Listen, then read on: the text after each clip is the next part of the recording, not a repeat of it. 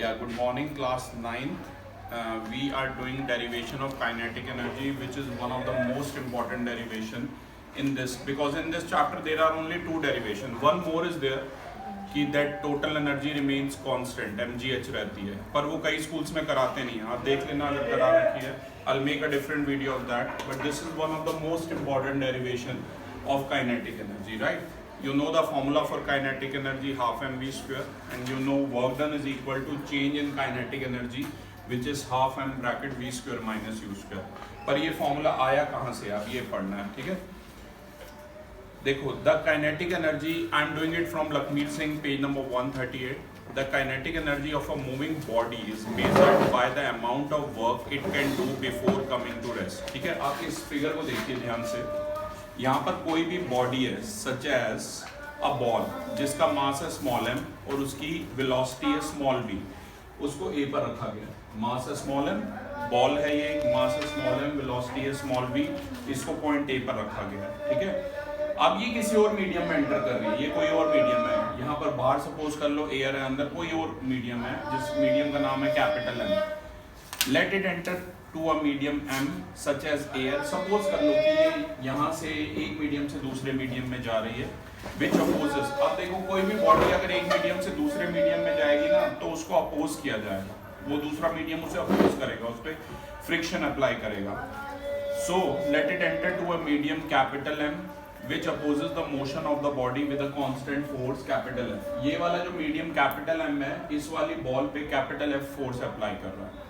As a result of the opposing force, the body will be constantly retarded, that is its velocity gradually, and it will come to rest at position B after traveling a distance s. So the final velocity of the body will become zero. कहने का मतलब है, यहाँ कोई बाहर अलग medium था, एक बॉल थी जिसका मास स्मॉल m था, वेलोसिटी स्मॉल v थी. यहाँ से एक और मीडियम में जा रही है जिस मीडियम का सिंबल मैंने कैपिटल M लिखा है, और जब ये बॉल किसी दूसरे मीडियम में जाएगी तो उसको अपोज करेगा, अंदर आने नहीं देगा, तो वो एक तरह का कैपिटल F लगाएगा इस बॉल के ऊपर, फोर्स लगाएगा, जिसकी वजह से समहाउ ये जो बॉल है s डिस्टेंस ट्रैवल कर जाती है, पर पॉइंट B पे आके रुक जाती है. तो मतलब पॉइंट B के ऊपर इसकी जो वेलोसिटी होगी वो जीरो हो जाएगी. स्टार्टिंग आपको पता ही है, work done W for work done, F for force, S for distance और displacement you can write down, U is initial velocity, small v is final velocity. ये सारी चीजें आपको पता है. तो देखना ध्यान से डिराइव कैसे हुई है. सबसे पहले work done equal to F into S है. यहाँ पर in going through distance S against the opposing force the body has done some work and this work is given by W is equal to F into S. Position B पे आके body रुक जाती है. At position B, the body is at rest, that is, it has no motion, hence no kinetic energy. This means that all the kinetic energy of the body has been used up doing the work.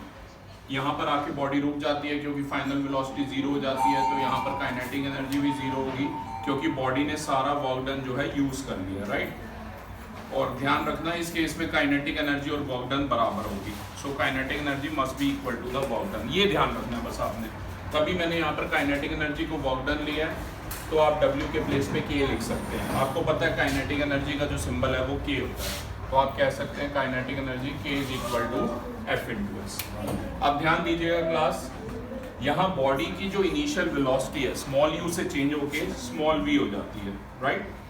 अगर body की, अब मैं मान लेता हूँ किसी दूसरे medium में इनिशियल वेलोसिटी स्मॉल u से स्मॉल v हो गई और फाइनल वेलोसिटी स्मॉल v से कैपिटल V हो गई, क्योंकि बॉडी किसी और मीडियम में एंटर करी है, right. Third equation of motion आपको कहती है v square equal to u square plus 2as. आपने चैप्टर 1 में तीनों इक्वेशन ऑफ मोशन पढ़ी है. v is equal to u plus 80, s equal to ut plus half 80 square और v square equal to u square plus 2as. तो यहाँ small v की जगह कैपिटल V आ जाएगा. अब प्लीज अपने स्मॉल और कैप्स अच्छे से बनाना. मैंने पहले भी बोला फिजिक्स में स्मॉल का अलग मतलब होता है, कैप्स का अलग मतलब होता है. स्मॉल v की जगह बेटा कैपिटल V स्क्वायर आ जाएगा, स्मॉल u की जगह v स्क्वायर आ जाएगा, ठीक है. 2as एज इट इज रहेगा. यहाँ तक अगर कोई डाउट है तो आप पूछ सकते हैं. बस बॉडी एक मीडियम से दूसरे मीडियम में जा रही है, दूसरे मीडियम की इनिशियल वेलोसिटी स्मॉल u ना होके स्मॉल v है और फाइनल वेलोसिटी स्मॉल v ना होके कैपिटल V है. अब जैसे ये दूसरे मीडियम में जाएगी तो मैंने बताया इनिशियल वेलोसिटी स्मॉल v और फाइनल वेलोसिटी कैपिटल V है. और मैंने ये भी बताया था कि ये बॉल जो है s डिस्टेंस तक उसने ट्रैवल किया है और b पॉइंट पे आके फाइनल वेलोसिटी उसकी 0 हो गई है, और फाइनल वेलोसिटी उस मीडियम में हमने क्या मानी थी, कैपिटल V मानी थी, तो कैपिटल V 0 हो जाएगा। एक्सेलरेशन नेगेटिव क्यों लिया है, क्योंकि बॉडी एक मीडियम से दूसरे मीडियम में जा रही है, तो दूसरा मीडियम अपोज कर रहा था, एक अपोजिट डायरेक्शन में फोर्स लगा रहा था, इसी वजह से एक्सेलरेशन -a है, ठीक है। और डिस्टेंस वही s है। अब आपको इक्वेशन पता है, इक्वेशन नंबर 3 में ये वैल्यूज डालनी है। कैपिटल V की जगह 0 डाला है, ध्यान से देखिए। स्मॉल v की जगह स्मॉल v ही रहने दिया, -2s। यहाँ से v स्क्वायर -2s को राइट में ले जाओ, 0 स्क्वायर 0, तो v स्क्वायर 2as आ जाएगा, राइट। इसे इक्वेशन नंबर 4 दिया। अब ध्यान से देखिए, न्यूटन का सेकंड लॉ आपको पता ही है, forces directly proportional to rate of change of momentum. उसे जब हम डिराइव करते थे तो हमारा F = m/a आ जाता था, राइट। तो यहाँ से एक्सेलरेशन हो जाएगी F/m। अब आप अगर फोर्थ और फिफ्थ को कंपेयर करेंगे तो v स्क्वायर, यहाँ से एक्सेलरेशन की वैल्यू उठा के इसमें डाल दो, 2 × a की जगह लिख दो F/m × s = v square. f और s को यहीं रहने दो, m उधर चला जाएगा न्यूमरेटर में और 2 डिनोमिनेटर में आ जाएगा, तो ये बन जाएगा F × s = ½ mv square, right. तो अगर आप इक्वेशन नंबर 2 और 6 को कोरिलेट करेंगे तो k = F × s था, यानी कि F × s की जगह पर आप k लिख सकते हो, तो k = ½ mv स्क्वायर आ जाएगा, राइट। ऐसे अगर इनिशियल वेलोसिटी होगी, इनिशियल काइनेटिक एनर्जी होगी, वो होगी k = ½ mu स्क्वायर, फाइनल होगी ½ mv स्क्वायर। तो वर्क डन क्या होता है, फाइनल माइनस इनिशियल। तो ये फॉर्मूला मैंने पहले भी आपको न्यूमेरिकल्स में बता रखा है, राइट। ये तो बात हो गई इसकी। कुछ और न्यूमेरिकल थे, 1-2 रह गए थे उस दिन। मैंने आपको फॉर्मूलेस बताए थे रफली, E = P × T, पार × टाइम टेकन, एनर्जी का, ठीक है। और एक और बताया था, E = NPT, N है नंबर ऑफ अप्लायंसेस, P है पार इन किलोवाट, T है टाइम टेकन। तो उसी से रिलेटेड क्लास में 1-2 न्यूमेरिकल बता रहा हूँ, ध्यान दीजिएगा। जैसे कि 22nd question, page number 163, page number 163, question number 22। I am reading question for you. An electric heater uses 600 kilojoule of electrical energy in 5 minutes. You have to find out the power rating. सबसे पहले जो भी data की मैंने यहाँ लिख लीजिए, energy 600 kilojoule दी है, राइट। ये एनर्जी है, एनर्जी और वर्क डन यहाँ पर एक ही बात होगी, ध्यान रखना। और इसके अलावा टाइम दिया हुआ 20 सेकेंड्स, राइट। पावर हमें निकालनी है। देखो बेटा, फॉर्मूला बताया था नॉर्मल, E = P × T, ये पहला वाला है।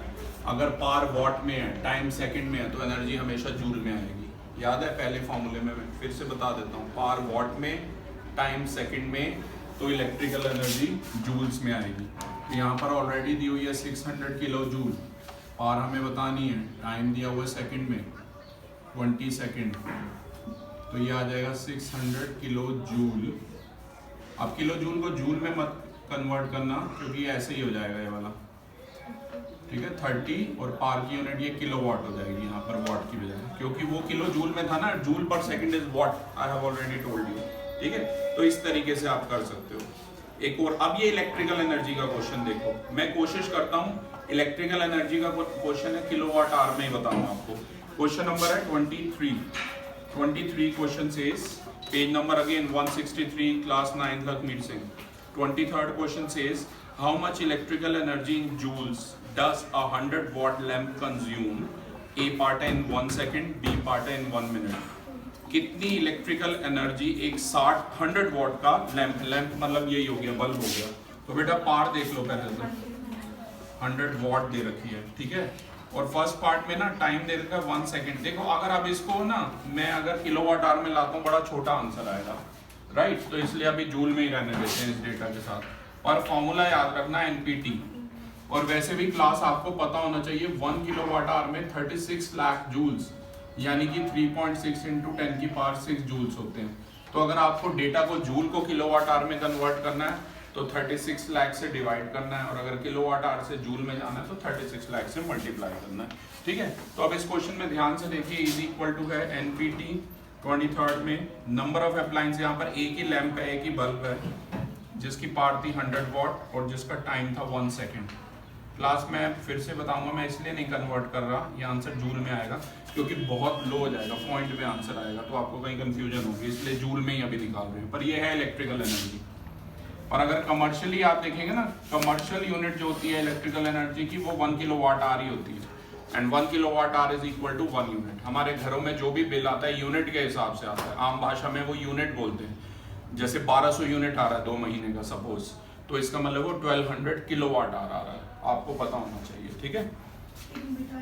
लेकिन आप लोग किलोवाट आवर ऐसे बोल नहीं पाएंगे ना, तभी यूनिट यूनिट हम कहते रहते हैं, राइट। अगला है 23rd का बी, 1 मिनट में। अब 1 मिनट में सेकंड बताइए क्लास, 60 सेकंड। तो नंबर ऑफ अप्लायंस 1 है, पावर है 100 वॉट, टाइम है 60 सेकंड, ठीक है। तो ये 60 × 100, 6 की बात 3 0 होगी, ठीक है। This much joule class. और मैं फिर से कहूँगा, अगर आपको जूल को किलोवाट आवर में कन्वर्ट करना है 3.6 × 10 की पावर 6 से 2 से डिवाइड, ठीक है। 1-2 क्वेश्चन इसके और हैं, एक और वीडियो में हम डिस्कस करते हैं। पर उससे पहले जैसे ये देखो 33rd का बी, 33rd का बी पार्ट और हम आपके लिए कर रहे हैं। 33rd का बी, पेज नंबर 163।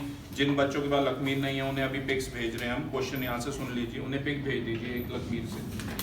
33rd का B, how much electrical energy in kilowatt hour is consumed by an electrical appliance of 1000 watt when it is switch for 60 minute. ये करूंगा मैं एनपीटी वाले फॉर्मूले से, ध्यान देखना। और पावर चाहिए मुझे किलोवाट में और टाइम चाहिए आवर्स में। थोड़ा सा डायरेक्ट करूंगा बेटा, ठीक है। देखो नंबर ऑफ अप्लायंस कह रहे कितनी इलेक्ट्रिकल एनर्जी किलोवाट आवर में ही उसने मांगी है। पावर दे रखी है 1000 वॉट, 1000 वॉट को किलोवाट में करो कन्वर्ट, बोलो बोलो बोलो, बहुत आसान है।